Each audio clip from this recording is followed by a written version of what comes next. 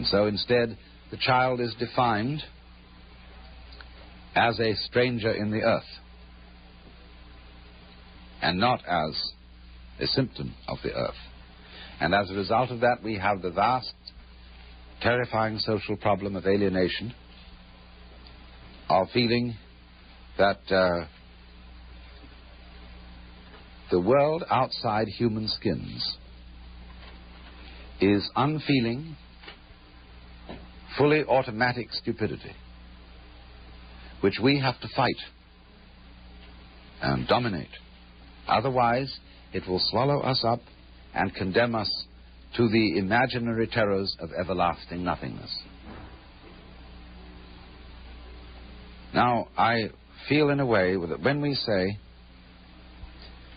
I wasn't responsible for being born.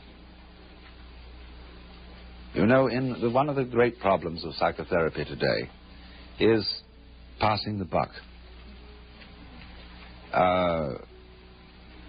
By a kind of superficial Freudian attitude, you, as a juvenile delinquent, are not responsible for what you do because it was your parents who fouled you up.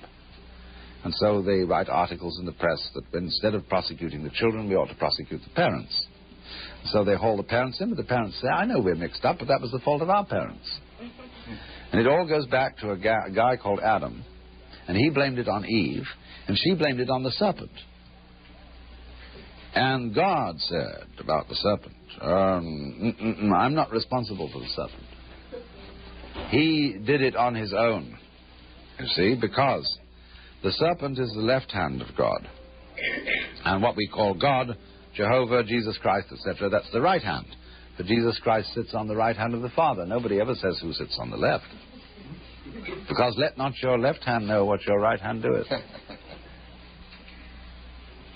See? My temper got the better of me. I didn't really mean it. My lusts got the better of me. I'm really not responsible for them. They were given to me. You see? Now, all this idea that you see, we're laboring under a definition of the self, which is extremely limited.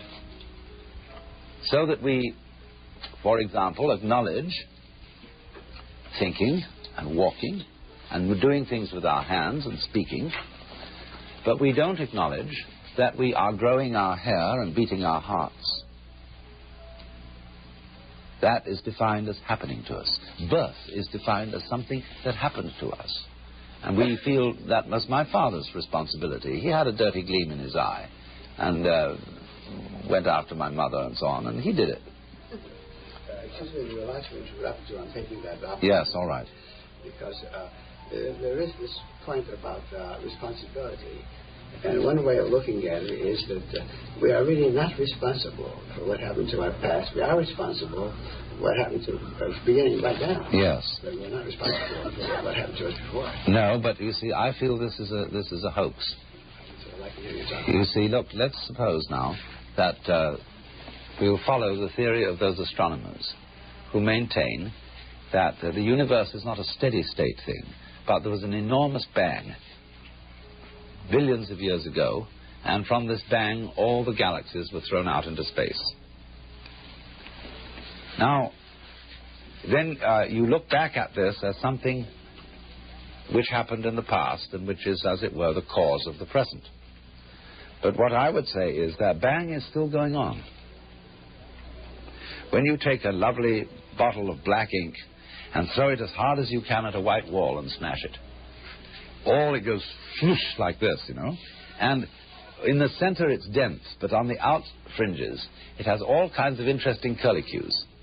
And that's all, you see, one splash. Now, in the same way, we are at the moment sitting in this room and talking and thinking. We are all the little curlicues out on the end of the original cosmic bang. We are it. We are not effects of it. Because to think that you are separate from the Big Bang is simply a matter of definition. It's a way of talking. We separate events from each other in order to measure them. That is to say, the notion that there are distinct things and distinct events in the physical world is a calculus. It is like pretending that a curve is a series of points. And so in the same way, supposing you have a wiggle. Now, you've got a wiggly line, you see, and the whole world is wiggly lines. Clouds, mountains, people, rivers, everything is wiggly lines. Now, how much of a wiggly line is a wiggle? You see, what is one wiggle? And you can see that this is a very arbitrary matter. So we see the more obvious wiggles in the world, and we define them as people. Each of you is a wiggle, and this wiggle is you. I'd like to ask you about one wiggle. What about the wiggle of the child fighting to get out of the uterus through the birth canal and be born? Yeah. How do you view that in the general? Well, that's simply a repetition of the original explosion. Is he a participant right then and there? Of course. Or of course. Do you view this is a natural expression of the entire Earth? Yes, exactly. This is a repetition of the original explosion. Go, man, you see? And so then responsibility would start with... It starts with... At birth, really. It starts before birth. Already acting. Because the definition of yourself as beginning only... When shall we put it? Where did you begin? When? At parturition? At conception? Or when you were an evil gleam in your father's eye? When did you begin? Let's go back. You began on the first dawn of creation, whenever that was. That because you did it. See, everybody's pretending they didn't. And you can kind of play a game. This is what gurus do, you see, Zen masters and so on. They give you a funny look. And you say, well, I have a problem. Please, teacher, I'm this little me, and I'm caught in this thing called life. I got mixed up with all these tubes and nerves, and it's uncomfortable, and I don't know what to do about it because it's all going to fall apart. And so the teacher says, whether it's Sri Ramana Maharshi or whether it's a Zen teacher, who is mixed up in this thing? Who are you? Who asked this question? Show me. Find yourself. You say, well, it's just me. And he says, oh, come on. You? Don't make me laugh. See, so eventually the person feels very bugged because the teacher is calling his bluff. And you are not the Lord God in the Jehovah sense of Christianity, who is the cosmic technocrat, who knows all the answers to everything.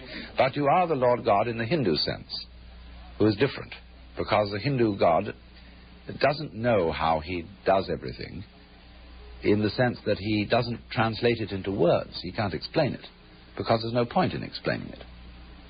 You open and close your hand without knowing how you do it, and yet you surely do it. But you can't put it into words how it happens, unless you're a physiologist. And then even so, it doesn't help you much to open and close your hand better than anybody else. See?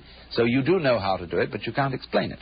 Because words are a very clumsy way of talking about something which from the standpoint of words and the standpoint of logic is a very, very complicated process. So if you ask Shiva how he dances the cosmos, he would say, I just do it. Like you say, well, I just open and close my hand. So the guru says to you, listen, Shiva, don't kid me, you know, that you're not Shiva. But you're just this thing called Mary Smith or John Doe, etc. Ha ha. And everybody says, uh-oh, you can't admit that because, you see, if I did admit that, I would have to be considered responsible, and I would be considered crazy, and I would feel that I really was one with this whole scheme of things. And that's, you see, the secret that we don't let the children know. In all, well, not in all, but in many cultures, initiation into manhood consists precisely in finding that out.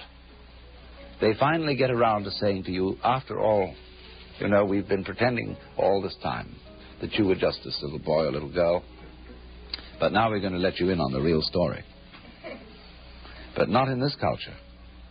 That's the problem. In this culture, we do have an initiation into adult life called psychoanalysis. And everybody is ruined by education. And then, it can't be helped because they have to know all the conventions. And just like you to preserve beef, you make it salt. And when you're going to cook it, you have to soak the salt out of it. So in the same way, to make a child a tolerable companion, you have to... yeah, it's going still. You have to be salted with education. Then when that mixes up all your natural instincts, you have to be psychoanalyzed in order to be straightened out and cured of your education, cured of your upbringing. But the difficulty is, you see, that the assumptions of psychoanalysis and of a good deal of psychotherapy in various types and schools do not include the insight that you are basically the works. They have, in other words, that's simply because, historically speaking, psychotherapy originated in the 19th century and therefore still carries on the 19th century assumptions about the nature of the universe. And all those 19th century assumptions about the universe were a put-down. They included the myth, you see, that the universe is actually blind energy. It is essentially stupid. And man's intelligence and man's values and man's consciousness are a fluke in the world. And so this myth is that the world, man, in other words, is not a symptom of the world, like an apple tree is a symptom. An apple is a symptom of an apple tree. But man is a fluke, a kind of a joke, a chance. And that to be realistic and hard-headed and factual, in other words, a strong man, you must realize that you are caught in this trap and face the facts. So then, this, for the West at any rate, this 19th century philosophy of man's place in the world and his identity has become the most plausible common sense. In other words, people say they are Christians, they say they are Jews, they say they are Theosophists, Vedantists, Buddhists, etc., but they are not. Because they know in their heart of hearts, whatever they choose to believe, that the world is as described in the 19th century myth, because that's become our common sense. If people were Christians, they'd be screaming in the streets. They're not screaming in the streets. They'd be taking full-page ads. They'd be sponsoring TV programs about the tremendous urgency of this Christian bit, and they're not doing anything of the kind. A few Jehovah's Witnesses are doing it, but even they are fairly polite when they come to your front door. They show no urgency, really. So they don't believe it, because the plausible myth of our age is the myth of the fully automatic model of the universe, in which man is a fluke, and which he doesn't really belong. He's a chance operation, and when you're dead, and that's all there is to it. And that's so plausible that really almost everyone believes in it, without realizing that it is made out of whole cloth. It's nothing but a myth. It's a way of looking at things, a way of striking an attitude. But this is the powerful, powerful idea that governs our children and that gives us our sense of basic identity, alienation, so that we live always in expectation of a future, which of course never happens. Well, it's enough from me for the moment.